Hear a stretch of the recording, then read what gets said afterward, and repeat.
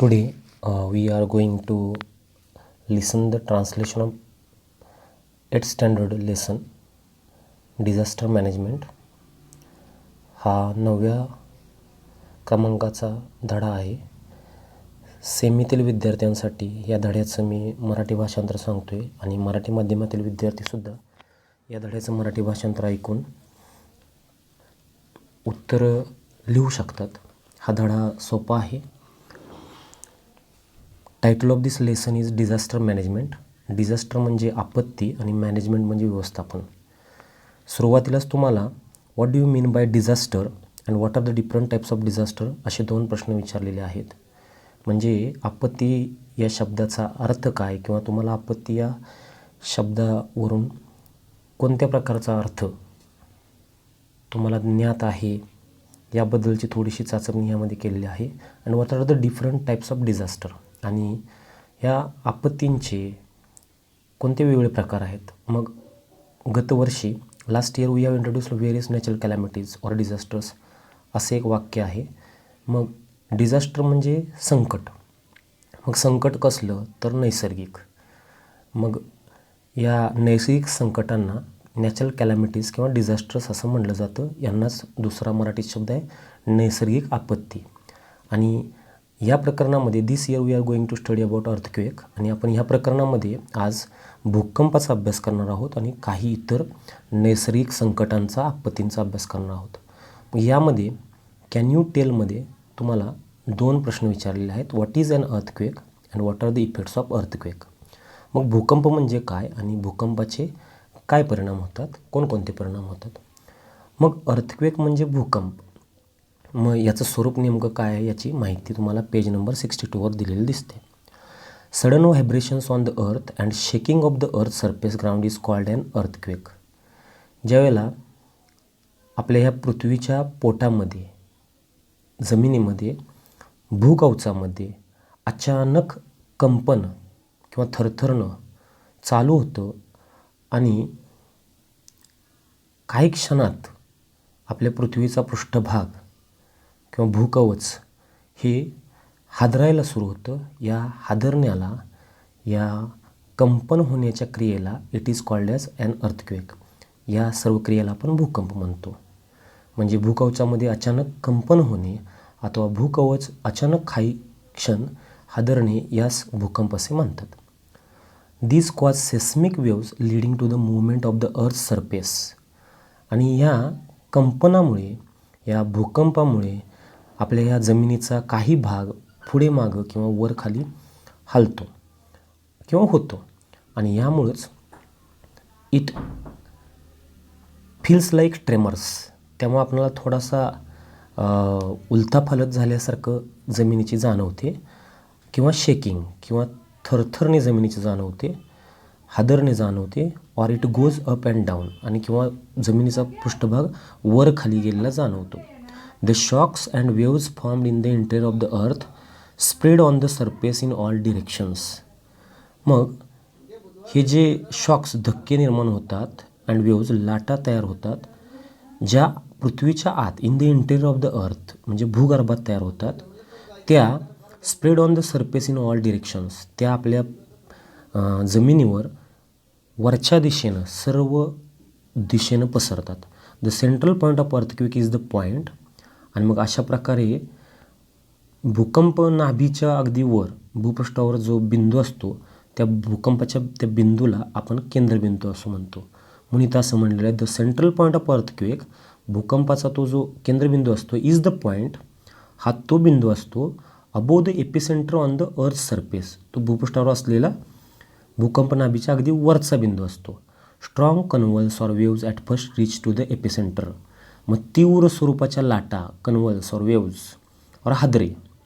मग कन्व्हल्स म्हणजे हादरे म्हणू शकता, वेव्ज म्हणजे लाटा. ह्या पहिल्यांदा ह्या केंद्रापर्यंत येऊन पोचतात, टू द एपिसेंटर, केंद्रापर्यंत. आणि therefore major loss occurs near to that area. आणि ज्या ठिकाणी त्या लाटा पहिल्यांदा येऊन पोचतात त्या ठिकाणी नुकसान जास्त होतं, हानी जास्त होते, मेजर लॉस त्या एरियात होतो. Shocks occurred due to an earthquake can be mild. म्हणजे हादरे जे जाणवतात भूकंपाचे, शॉक्स, हादरे, ड्यू टू अर्थक्वेक भूकंपामुळे ते सौम्य असू शकतात, can be mild or intensified किंवा तीव्र असू शकतात. ऑन द अर्थ पृथ्वीवर mild earthquakes occur in a larger number. आणि पृथ्वीवर मात्र हे असे सौम्य भूकंपाचे झटके हे जास्त प्रमाणात घडतात किंवा होतात than the intensified or runners. म्हणजे तीव्र जे आहेत किंवा विध्वंसक जे आहेत किंवा अतिशय हानी नुकसान करणारे असतात इंटेन्सिफाईड तीव्र स्वरूपातले किंवा ज्यामुळं हाहाकार माजतो असे भूकंपाचे धक्के फार कमी जाणवतात. Every day earthquakes are noticed at some or other places on the earth. प्रत्येक दिवशी हे भूकंपाचे धक्के एका ठिकाणी किंवा दुसऱ्या ठिकाणी पृथ्वीवर कुठं ना कुठंतरी होत असतात. According to the observation of national earthquakes information centre. मग आपल्या भूकंपाचं निरीक्षण करणारी जी संस्था आहे किंवा आकडेवारी नोंदी करणारी जी संस्था आहे नॅशनल अर्थक्वेक्स इन्फॉर्मेशन सेंटर, राष्ट्रीय भूकंप माहिती केंद्र, यांचं जे निरीक्षण आहे त्यानुसार every year nearly 12,400 to 14,000 earthquakes अक्कर ऑन द अर्थ. पृथ्वीवर दररोज जवळपास 12,400 ते 14,000 एवढे भूकंप होतात. From this it is notice that earth is continuously vibrating. आणि मग यावरून आपल्या असं लक्षात येतं की पृथ्वी आपली कायम सतत व्हायब्रेट करत असते, कायम कंपन करत असते. मग ह्यामध्ये तुम्हाला ह्या पेजवर काही डायग्राम्स दाखवलेले आहेत. या पॅसेजच्या खाली व्हर्टिकल सिस्मोमीटर आणि हॉरिझॉन्टल सिस्मोमीटरची जाहिरात दाखवली पिक्चर इमेज दाखवलेला आहे. ही दोन भूकंप मापक यंत्र आहेत. एक वर्टिकल आहे, वर्टिकल उभे, आणि हॉरिझॉन्टल दॅट इज आडवे. मग ही दोन भूकंप मापक यंत्र दाखवलेली आहेत, त्याला सिस्मोमीटर म्हणतात. आणि 9.1 डायग्राममध्ये क्रॅक्स टू द बिल्डिंग्ज. मग ज्यावेळेस भूकंप होतो त्यावेळेस इमारतीला कसे तडे जातात याचं वर्णन आहे. आणि मग डायग्राम नंबर 9.2मध्ये तुम्हाला एक आकृती दाखवलेली आहे. त्यामध्ये फोकल पॉईंट म्हणजे भूकंप नाभी आणि एपिसेंटर ऑफ अर्थक्वेक आणि भूकंपाचं केंद्र या दोघांची इमेज दाखवलेली आहे. मग फोकल पॉईंट आणि एपिसेंटर या दोघांमधला जो सहसंबंध आहे त्यामुळं त्या एपिसेंटर असलेल्या पृथ्वीच्या पृष्ठभागावर कशा लाटा येऊन धडकतात किंवा आदळतात आणि हादरवतात सगळा पृष्ठभाग, आणि त्या ठिकाणी जे कंपन तयार होतं तिथून ते कंपन ठराविक एरियापर्यंत पसरतं आणि मग नुकसान होतं. या प्रकारे ही आकृती दाखवली आहे. The machine instrument which. यानंतर ह्या आकृतीनंतर डाव्या बाजूला तुम्हाला 9.3 डायग्राममध्ये सिस्मोमीटर दाखवले आहेत आणि मग त्याच्याबद्दल माहिती सुरू होते. The machine instrument which records the earthquakes is called seismograph or seismometer. Seismometer म्हणजे जे यंत्र भूकंप मापी किंवा भूकंपाची नोंद घेण्यासाठी वापरलं जातं त्याला सेस्मोग्राफ ऑर सेस्मोमीटर असं म्हणतात. And the accentuation or intensity is measured in Richter scale. आणि मग ही भूकंपाची जी तीव्रता आहे इंटेन्सिटी असेंच्युएशन याचं मोजमाप is measured in Richter scale and this is one of the mathematical measuring unit. आणि गणितीय आपल्या भाषेमध्ये किंवा गणितीय एककामध्ये तुम्हाला ही रिश्टर स्केल हे मापन करण्यासाठी किंवा भूकंपाची तीव्रता मोजण्यासाठी हे एकक वापरलं दिसतं. Effects of earthquakes are mentioned below. मग पुढच्या पानावर त्यांनी भूकंपाच्या परिणामांचे वर्णन दिलेले आहे आणि एक तक्ता दिलेला आहे. Effects of earthquakes are mentioned below and study them carefully. मग आपण नेक्स्ट पेजवर येतो आहे. मग कॉजेस ऑफ अर्थक्वेक्स लेफ्ट साईडला दिलेत टेबलमध्ये आणि effects of an earthquake right साईडला दिलेत. मग अर्थक्वेकची कॉजेस भूकंपाची कारणं कोणती कोणती आहेत. तर फर्स्ट इज व्हॉल्कॅनिक इरप्शन ज्वालामुखीचे उद्रेक.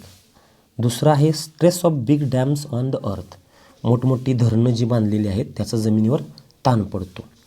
मग स्ट्रेस म्हणजे ताण, डॅम्स म्हणजे धरणं. मायनिंग खाणकाम म्हणजे ज्या खाणी आहेत त्याच्याबद्दलचा हा मुद्दा आहे, त्याचं ते पण एक कारण आहे भूकंप होण्याचं. अंडरग्राऊंड ॲटॉमिक टेस्ट्स मग जमिनीच्या खाली अंडरग्राऊंड जे आपण अणुचाचण्या घेतो, मग अणुबॉम्ब बनवण्यासाठी घेतात त्या अनुषंगानं सुद्धा जे जमिनीला हादरे बसतात त्यामुळं पण भूकंप होतो. पाचवा मुद्दा जो आहे water percolates through the cracks of the earth. मग भूपृष्ठाच्या आत जे पाणी झिरपत असतं क्रॅक्स त्या भेगांमधून जमिनीच्या. मग ड्यू टू द ट्रिमंडस हीट मग आतल्या बाजूला जमिनीमध्ये प्रचंड उष्णता असते आणि त्या उष्णतेमुळे त्या पाण्याची वाफ होते. The water converts into steam वाफ. ते पाणी बदलतं कशात? वाफेत रूपांतरित होतं त्या उष्णतेमुळे. The steam form tries to come out from the loosened earth surface causing earthquakes. आणि ज्यावेळेस ती वाफ जमिनीच्या आतील पाण्याची ती बनलेली कमकुवत पृष्ठभागातून बाहेर येण्याचा प्रयत्न करते, म्हणजेच लूझन्ड कमकुवत एकदम थोडीशी नाजूक झालेली जमीन त्याच्यातून बाहेर पडण्याचा प्रयत्न करते, त्यावेळेस भूकंपाचे धक्के बसतात. मग आता ही झाली भूकंपाची कारणे 5. मग आता इफेक्ट्स ऑफ ॲन अर्थक्वेक काय आहेत? तर पहिला जो परिणाम आहे भूकंपाचा, that is first loss of human बिंग्स. सगळ्या माणसांचं नुकसान होतं, दॅट इज जीवितहानीसुद्धा होते किंवा दुसऱ्या इमारती वगैरे पडणं, असं म्हणजे मनुष्यांची हानी होते. Wild animals loss. जंगलातील किंवा आपल्या जनरल लाईफमधील जे शहरात गावामध्ये असणारे सुद्धा, तिथं जर भूकंप झाला तरीसुद्धा, आणि जंगलामध्ये सुद्धा जे प्राणी राहतात, मग वाईल्ड ॲनिमल्स असतील, जंगलात राहणारे वन्यजीव, अँड पेट्स किंवा घरात आपण ज्यांना सांभाळतो असे पाळीव प्राणी, त्यांचं पण नुकसान होतं, त्यांची पण हानी होते, त्यांचा पण जीव जाऊ शकतो.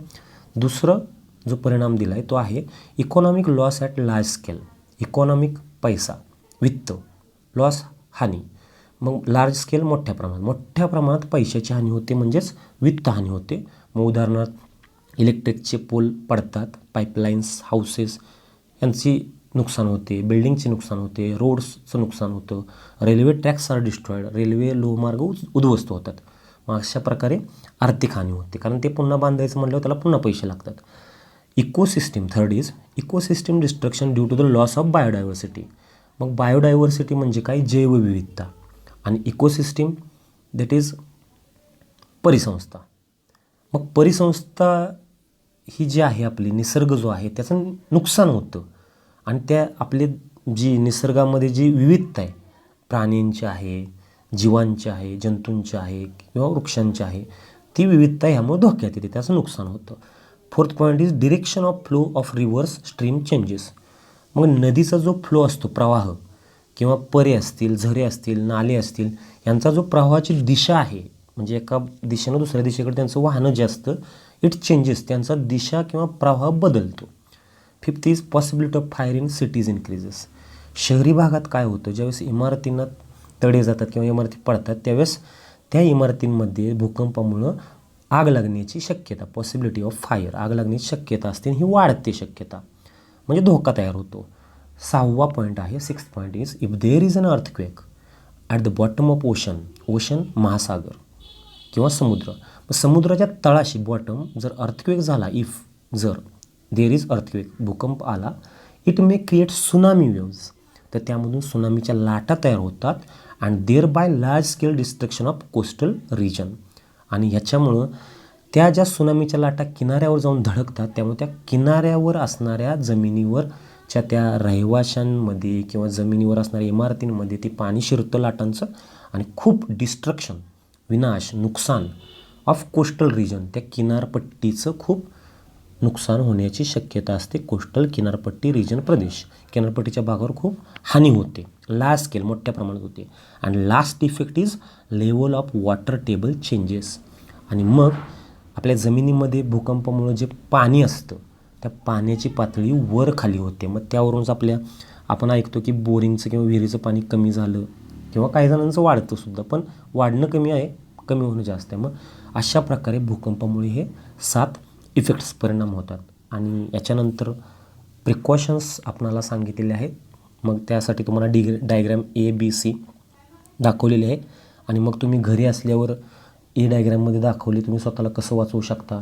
जर तुम्ही गाडीत असाल तर तुम्ही if you are in the vehicle or outside the house, तेव्हा तुम्ही स्वतःला कसं वाचवू शकता. आणि भूकंप आला तर पुढील गोष्टी टाळा, असा एक मुद्दा आहे. Avoid doing following thing during earthquake, तो आपण नेक्स्ट सेशनमध्ये ऐकणार आहोत. Thank you for listening this lessons part. See you in the next video.